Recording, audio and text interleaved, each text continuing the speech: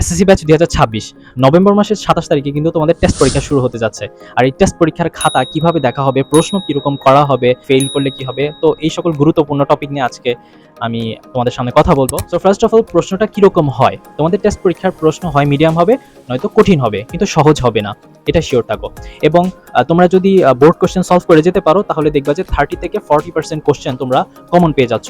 এবং বাকি যে প্রশ্নগুলো সেগুলো কিন্তু টিচাররা বানিয়ে দিবে, বা দেখা যাচ্ছে যে অন্যান্য বিভিন্ন স্কুলের প্রশ্ন থেকে তারা কপি করে বা সংখ্যা চেঞ্জ করে বা তথ্য চেঞ্জ করে দিয়ে দিবে, এরকমভাবে প্রশ্ন করবে।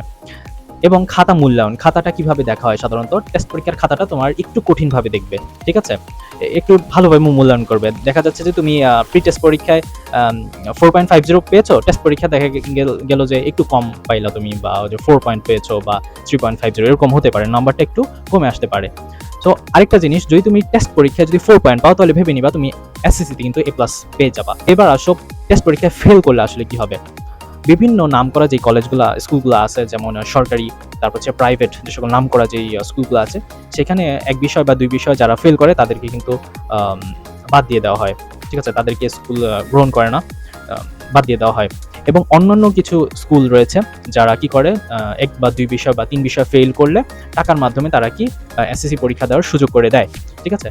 সো তোমরা কখনো ভাববা না, এটা ভাববা না যে ফেল করবা, ফেল করলে টাকার বিষয় দেওয়া লাগবে বা স্কুল থেকে বের করে দিবে, এই সকল কিছু মাথায় আনবা না। জাস্ট ভালো করে পড়াশোনা করে একটা ভালো এক্সাম দাও, দেখবা যে ভালো একটা রেজাল্ট করতেছো এবং এসএসসি পরীক্ষার জন্য পরবর্তীতে ভালো মতন একটা প্রিপারেশন নিতে পারবা। তো সবার জন্য শুভকামনা রইল, এবং এইরকম আরো ইনফরমেটিভ ভিডিও পেতে অবশ্যই আমার চ্যানেলটাকে তোমরা ফলো দিয়ে রাখতে পারো, এবং যারা ইউটিউব থেকে দেখতেছো তারা সবাই সাবস্ক্রাইব করে রাখবা। তো দেখা হচ্ছে নতুন কোনো ভিডিওতে, সেই পর্যন্ত সবাই ভালো থাকো, সুস্থ থাকো, আল্লাহ হাফিজ।